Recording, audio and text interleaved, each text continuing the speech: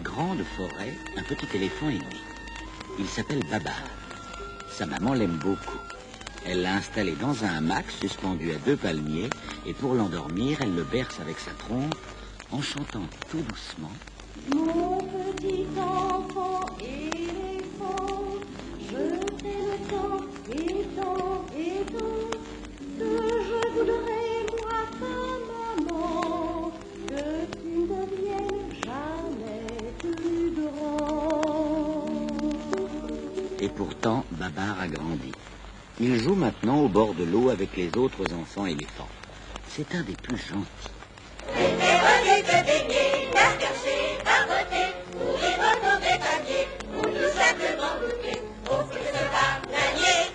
Tout cela est bien tentant pour un petit éléphant, mais j'ai trouvé sur la plage un très joli coquillage. Il me servira de pelle, car je veux faire un tunnel.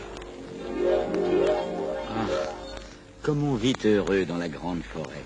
Babar se promène sur le dos de sa maman, quand tout à coup, un vilain chasseur, caché derrière un buisson, tire sur eux. Hélas, oui, mes pauvres enfants, le chasseur a tué la maman. Les singes se cachent, les oiseaux s'envolent. Babar pleure.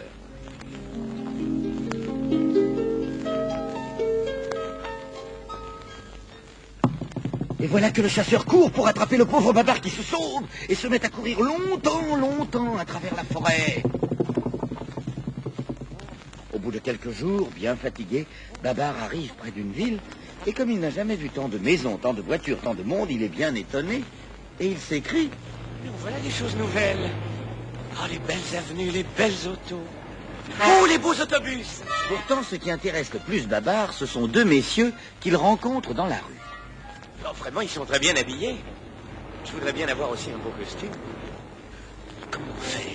Mais voici justement une vieille dame très riche qui aime beaucoup les petits éléphants. En regardant Babar, elle comprend qu'il a envie d'un bel habit. Comme elle aime faire plaisir, elle lui dit... J'aime que les petits éléphants soient toujours gais et contents. Et puisque c'est d'un habit que vous avez grande envie, prenez ce porte-monnaie, acceptez-le s'il vous plaît. Et Babar répond... Merci, madame. Sans perdre une minute, Babar entre dans un grand magasin et s'engouffre dans l'ascenseur.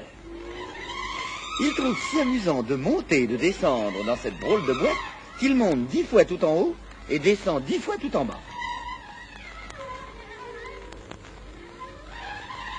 Il allait continuer quand le groom de l'ascenseur se fâche. C'est pas un joujou, monsieur l'éléphant. Maintenant, il faut sortir pour acheter ce que vous voulez. Tenez justement de la chef de rayon. Monsieur l'éléphant désire. Et notre ami Babar s'achète. Une chemise avec col et cravate. Oui, monsieur. Un costume d'une agréable couleur verte. Bien, monsieur. Un beau chapeau melon. Très bien, monsieur. Et des souliers avec des guêtres. Les voici, monsieur. Très content de ses achats et satisfait de son élégance, Babar va chez le photographe.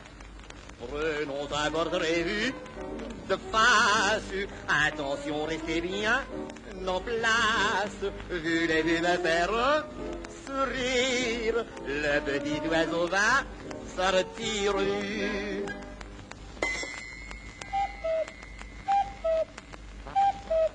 Babar remporte sa belle photographie et s'en va dîner chez son amie la vieille dame qui le trouve très chic dans son costume neuf. Comme il est bien fatigué, il va se coucher tout de suite après le dessert et s'endort très vite. Jolie voiture, beau taxi, gentille vieille dame, beaux habits.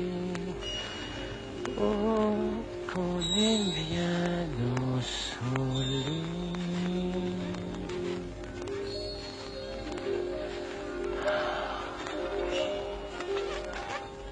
Maintenant, Babar habite chez la vieille dame et le matin, avec elle, classique. 1, 2, Nous plions les genoux.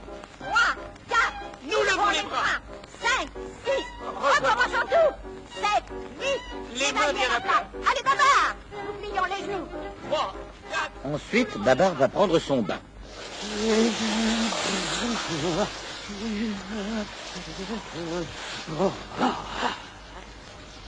La gymnastique, c'est quelquefois un peu fatigant. Mais ce qui est merveilleux, c'est de pouvoir conduire sa voiture. Tous les jours, Babar se promène dans une belle auto rouge. C'est la vieille dame qui la lui a achetée. D'ailleurs, elle lui donne tout ce qu'il veut. Attention les piétons! Vous gênez la circulation!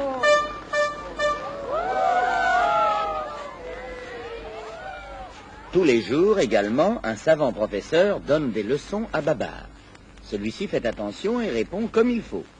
C'est un élève qui fait des progrès. 2 et 2. 4. 3 et 1. 4. 1 et 3. 4. Bien, continuons. 3 et 2. Le soir, après dîner, Babar met sa jaquette, un joli nœud papillon, et adossé à la cheminée du salon, il raconte aux amis de la vieille dame sa vie dans la grande forêt. Nous dormions à la belle étoile, galopant tout le jour, mangeant des bananes et des noix de coco. Oh, quelle vie merveilleuse!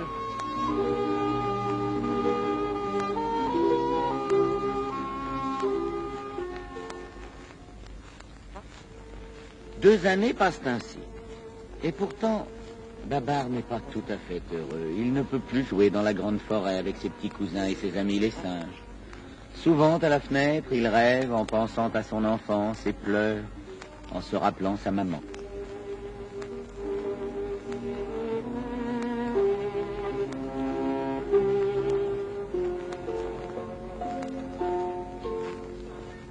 Et voilà qu'un jour, pendant sa promenade avec la vieille dame, Babar voit venir à sa rencontre 2 petits éléphants tout nus. Arthur, Céleste, Babar! Ah, que je suis content de vous retrouver. Mais il ne faut plus nous quitter. Oh, vraiment, quelle émotion! Permettez que nous t'embrassions. Alors la vieille dame, qui se réjouit du bonheur de Babar, dit: Emmenez vos cousins dans les grands magasins, puis vous irez goûter chez un bon pâtissier. Oh oui, oh oui! Oh, quelle bonne idée! Merci, madame! Merci, madame! Oh, merci! Pendant ce temps, les mamans d'Arthur et de Céleste sont bien inquiètes, et dans la forêt, tous les éléphants cherchent et appellent. Arthur, Céleste, où êtes-vous? Arthur, Céleste, Céleste,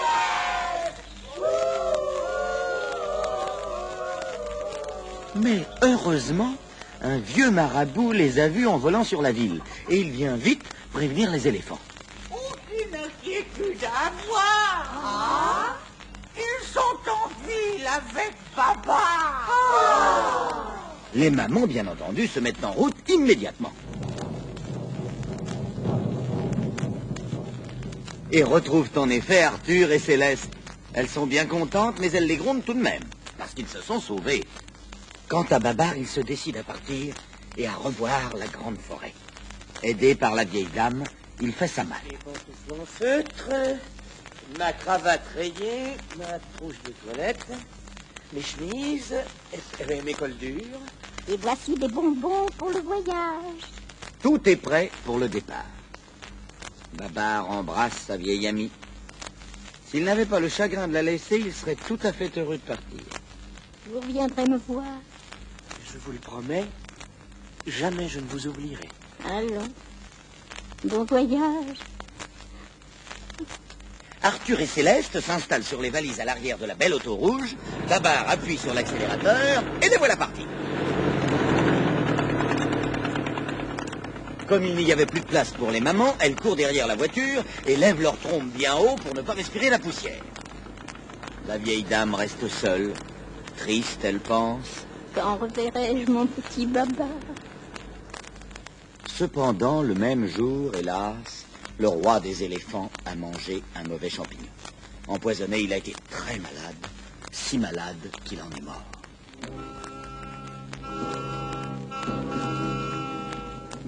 C'est un grand malheur. Après l'enterrement, les plus vieux des éléphants se sont réunis pour choisir un nouveau roi.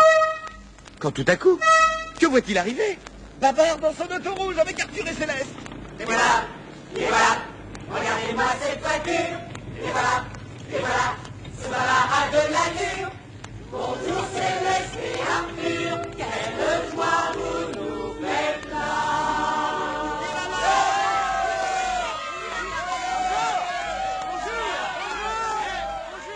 Alors, Cornelius, le plus vieux des éléphants, demande le silence. Silence! Silence! Écoutez-moi tous.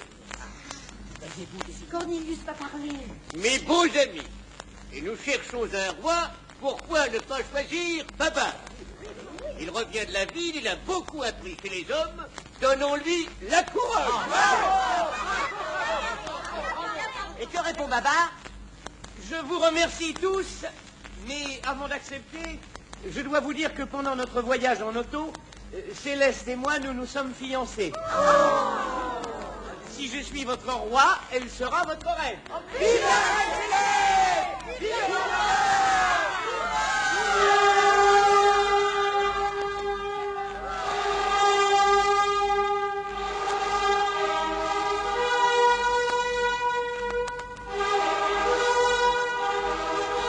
Et c'est ainsi que Babar devint roi.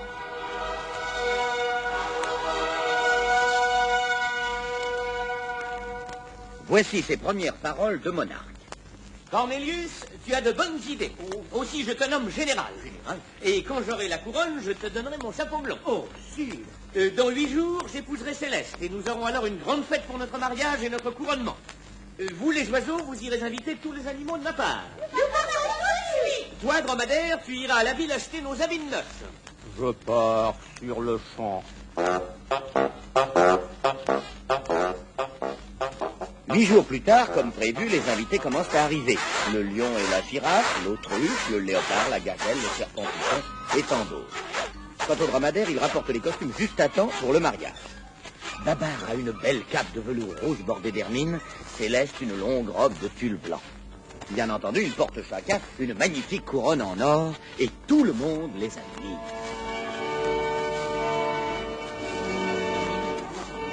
Quel beau couple. Comme ils ont l'air heureux. Après la cérémonie, tout le monde se met à danser de bon cœur au son d'un orchestre dirigé par un singe. Arthur, dans son plus beau costume marin, tient la grosse caisse.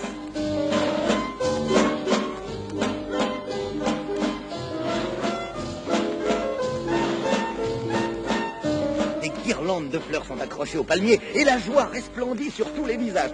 Cornelius, le vieux Cornelius lui-même, est déchaîné. Il a son chapeau blond sur l'oreille et il danse avec la panthère en chantant « La vie est belle, belle, belle. Aujourd'hui je me sens des ailes. » Et tous les danseurs reprennent en chœur avec lui. La vie est belle,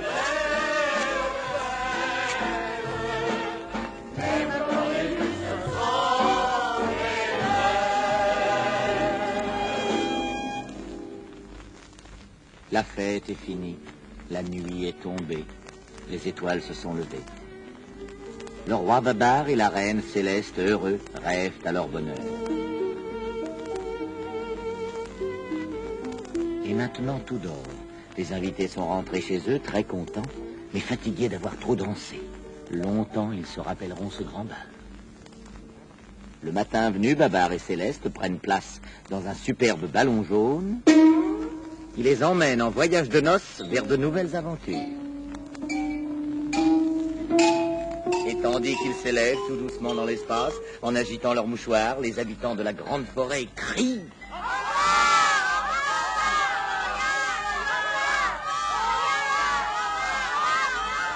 Au revoir, Babar. Au revoir, Céleste. Bon voyage et à bientôt.